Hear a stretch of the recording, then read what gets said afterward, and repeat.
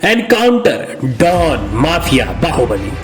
उत्तर प्रदेश की राजनीति में ये शब्द नए नहीं हैं, लेकिन अधिकतर वक्त सिर्फ हवा में तैरते रहते हैं।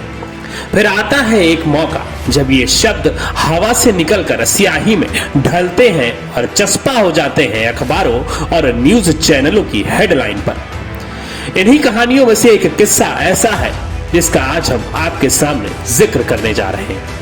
साल 1998 में एक ऐसी घटना हुई थी, एक एनकाउंटर उस नामी डॉन का, जिसका आतंक कुछ ऐसा था कि एक बार प्रधानमंत्री अटल बिहारी वाजपेयी को अपना लखनऊ दौरा तक रद्द करना पड़ गया था, जिसकी हिमाकत उस हद तक जा पहुंची थी कि उसने उत्तर प्रदेश के मुख्यमंत्री की ही सुपारी ले ली थी। ये कहानी है उत्तर प्रदेश के कुख्यात डॉन श्री प्रकाश शुक्ला की। श्री प्रकाश शुक्ला के पास वो सब कुछ था जिसकी किसी इंसान को चाहत होती है। पैसा, पावर, ऊंचे लोगों तक पहुंच, ये सब उसे हासिल हुआ था जुर्म की बदौलत। श्री प्रकाश शुक्ला को जुर्म से कोई परहेज नहीं था। उसकी तमन्ना इंडिया का सबसे बड़ा डॉन बनने की थी, दाऊद से भी बड़ा। वो टीवी पर आना चाहता था। उसकी ये तमन्ना पूरी भी हुई। सितंबर 1998 में जी टीवी पर आने वाले crime show India's most wanted में एक पूरा शो उसके नाम पर एयर हुआ, लेकिन शोहरत का ये जश्न सिर्फ एक हफ्ते ही कायम रहा। 22 सितंबर 1998 की दोपहर 2:15 पर दिल्ली गाजियाबाद हाईवे पर एक एनकाउंटर हुआ और वो मारा गया। श्री प्रकाश शुक्ला पुलिस के हत्थे कैसे चढ़ा, पूरी कहानी जानेंगे, लेकिन पहले जानते हैं उसके डॉन बनने का सफर। श्री प्रकाश की शुरुआत हुई गोरखपुर से। यहाँ मामखोर नाम का एक गांव है। उसके पिता स्कूल मास्टर थे, लेकिन श्री प्रकाश का दिल पढ़ाई में नहीं था। उसे पहलवानी का शौक था। चौड़ी छाती और लंबे कद का श्री प्रकाश जल्द ही अखाड़े में नाम कमाने लगा। पहलवानी चलती रहती तो शायद उसकी जिंदगी का सफर कुछ और ही होता, लेकिन साल 1993 में एक घटना हुई। एक घटना ने उसकी कहानी का रुख मोड़ दिया। हुआ यूं कि एक रोज राकेश तिवारी नाम के एक लफंगे ने श्री प्रकाश की बहन को देखकर सीटी बजा दी। प्रकाश ने उसे इतना मारा कि उसकी मौत हो गई। पुलिस के डर से वो बैंकॉक भाग गया। कुछ साल बाद लौटा। अब उसने पहलवानी छोड़कर जुर्म की राह पकड़ ली थी। बिहार के मकोमा में उन दिनों एक डॉन का बोलबाला था, सूरज भान। श्री प्रकाश ने उसे अपना गॉडफादर बनाया और धीरे धीरे जुर्म का एम्पायर बनाने लगा। जल्द ही उसने सुपारी लेने का काम भी शुरू कर दिया। साथ ही किडनैपिंग, ड्रग्स और लॉटरी जैसे धंधों में पारंगत वो हो चुका था। इन धंधों को उसने यूपी, बिहार, दिल्ली, पश्चिम बंगाल और नेपाल तक फैलाया। जल्द ही वो अपराध जगत में एक जाना माना नाम बन गया। जैसे जैसे बादशाही में उसका नाम बढ़ा, उसकी अय्याशी के शौक भी बढ़ते गए। महंगी कॉल गर्ल्स, बड़े होटल, मसाज पार्लर, सोने की जंजीरें और तेज भागने वाली कारें, ये उसके कुछ पसंदीदा शौक थे। श्री प्रकाश खुद को एकदम फिल्मी डॉन समझता था। दोस्तों में डींगे हाँकता था कि रोज उसके टेलीफोन का खर्च 5,000 रुपए आता है। हालांकि इतने से भी वो संतुष्ट नहीं था। यूपी माफिया का गढ़ था। श्री प्रकाश को एहसास था कि यहाँ ऐसे ऐसे दिग्गज हैं जो उसे महज नौसिखिया समझते हैं। इसलिए उसने तय किया कि वो बड़े कांड को अंजाम देगा, ताकि उसके नाम का भौकाल बन जाए, ऊंचा हो जाए, उसका कद बढ़ जाए। साल 1997 की बात है। यूपी के महाराजगंज की लक्ष्मीपुर विधानसभा से विधायक थे वीरेंद्र शाही, जिन्हें ठाकुरों का सर्वमान्य नेता माना जाता था। एक दोपहर श्री प्रकाश शुक्ला ने लखनऊ में सरेआम वीरेंद्र शाही की गोलियों से भूनकर हत्या कर दी। पूरे यूपी में हल्ला मच गया। हर गैंग को इसकी खबर लग चुकी थी कि एक नए छोकरे ने पुराने बाहुबली को खत्म कर दिया, और साथ ही ये भी कि पूर्वांचल की जमीन में एक नए खिलाड़ी का उदय हो चुका है। शुक्ला यही नहीं रुका। उसकी लिस्ट में अगला नंबर था कल्याण सिंह का, सरकार के कैबिनेट मंत्री हरिशंकर तिवारी का। तिवारी भी कम बड़े बाहुबली नहीं थे। 15 साल से विधायक थे और एक चुनाव तो उन्होंने जेल में रहते ही जीत डाला था। श्री प्रकाश की नजर हरिशंकर तिवारी की सीट पर थी। उसे एहसास हो गया था कि एक बार विधायकी की गंगा में नहा लिया तो फिर कोई उसका बाल भी बांका नहीं कर पाएगा। हरिशंकर तिवारी श्री प्रकाश शुक्ला से खौफ खाए थे। कहा जाता है कि वो शुक्ला के पिता को हर समय अपने साथ रखते थे ताकि वो उन पर हमला करने की हिम्मत न करे। तिवारी तो बच गए, लेकिन जल्द ही श्री प्रकाश ने एक और हत्याकांड को अंजाम दिया।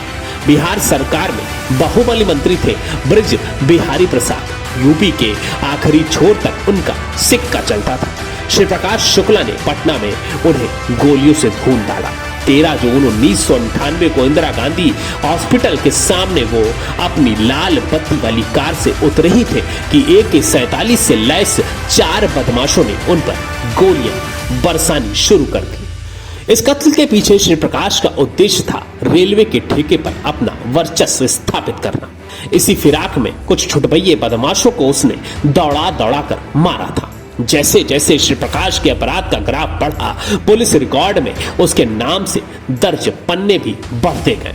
पुलिस के रडार पर तो वो काफी समय से था, लेकिन 1998 के आसपास पुलिस को एक ऐसी खबर मिली जिसने प्रशासन के हाथ पांव फुला दिए। पता चला कि श्री प्रकाश शुक्ला ने यूपी के CM कल्याण सिंह की सुपारी ले ली है, वो भी 6 करोड़ रुपए की।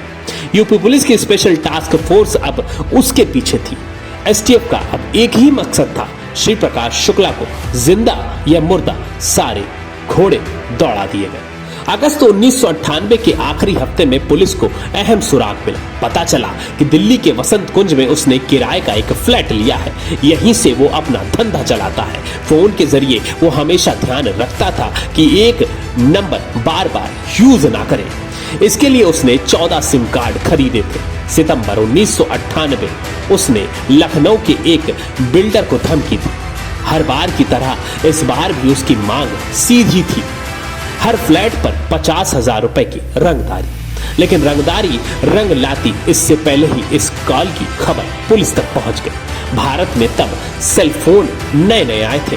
मुजरिमों ने इनका इस्तेमाल शुरू तो किया था, लेकिन वो इस बात से अनजान थे कि ये फोन आसानी से ट्रैक किए जा सकते हैं और फोन कॉल के जरिए किसी की भी लोकेशन ट्रेस की जा सकती है। ये बात श्री प्रकाश शुक्ला की गिरफ्तारी का कारण भी बन गई। पुलिस ने उसका फोन ट्रैक करना शुरू किया। यहीं पर श्री प्रकाश शुक्ला से एक बड़ी गलती हो गई। नंबर बदलने की बजाय उस हफ्ते में उसने एक ही नंबर इस्तेमाल किया। इससे पुलिस के लिए उसे ट्रैक करना काफी आसान हो गया। 21 सितंबर की रोज पुलिस के हाथ एक पुख्ता जानकारी लगी। एक मुखबिर ने बताया कि शुक्ला अगली सुबह 5:45 बजे दिल्ली एयरपोर्ट से रांची की फ्लाइट पकड़ेगा। पुलिस ने फील्डिंग बैठाई, लेकिन शुक्ला अपनी अच्छी किस्मत के चलते मौके पर पहुंचा ही नहीं। हालांकि किस्मत की ये मेहरबानी ज्यादा देर तक नहीं चली। 22 सितंबर की दोपहर श्री प्रकाश अपने घर से निकला गाजियाबाद में अपनी गर्लफ्रेंड से मिलने के लिए। उसका फोन अभी भी पुलिस के रडार पर था। पुलिस को पता था कि वो इसी रास्ते वापसी करेगा, सो उत्तर प्रदेश की स्पेशल टास्क फोर्स उसका इंतजार करने लगी। दोपहर 1:30 बजे श्री प्रकाश अपनी नीली सियोल कार से मोहन नगर फ्लाईओवर पर पहुंचा। यहाँ उसे पुलिस की 5 गाड़ियां खड़ी दिखाई दी। उसी कार का नंबर था HR 26G7305। ये एक फर्जी नंबर था जो असल में किसी स्कूटर को आवंटित हुआ था। श्री प्रकाश को अंदाजा था कि मौका मिलने पर पुलिस उसके एनकाउंटर से भी नहीं गुरेज खाएगी। इसके बावजूद सरेंडर करने का उसका कोई इरादा नहीं था। गाड़ी में उसके साथ कुछ और लोग भी मौजूद थे। गाड़ी वो खुद चला रहा था, जबकि अनुज प्रताप सिंह उसके साथ आगे और सुधीर त्रिपाठी पीछे बैठा था। पुलिस की गाड़ी देखकर उसने अपनी स्पीड तेज करने की कोशिश की, लेकिन तभी इंस्पेक्टर VP चौहान ने अपनी जिप्सी उसकी कार के आगे अड़ा दी। निकलने की फिराक में शुक्ला ने अपनी गाड़ी को तेजी से बाईं ओर काटा। अब उसकी गाड़ी सीधे यूपी आवास विकास कॉलोनी की ओर भाग रही थी। करीब 1 किलोमीटर पीछा करने के बाद पुलिस ने उसे चारों ओर से घेर लिया। अब आखिरी मुठभेड़ की बारी थी। शुक्ला और उसके साथियों ने पहले फायर किया और एक के बाद एक 14 राउंड फायर किए। बदले में पुलिस ने 45 गोलियां दागी और मिनटों के अंदर उसके और उसके साथियों को मार गिराया।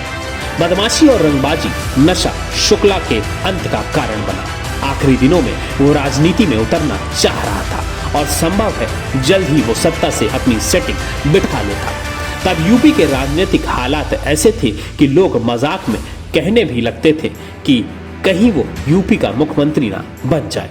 मजाक अपनी जगह, लेकिन चिंता की बात यह है कि शुक्ला के दौर में शुक्ला से जिंदगी जीने का अरमान रखते हैं। डेस्क रिपोर्ट, अटल टीवी।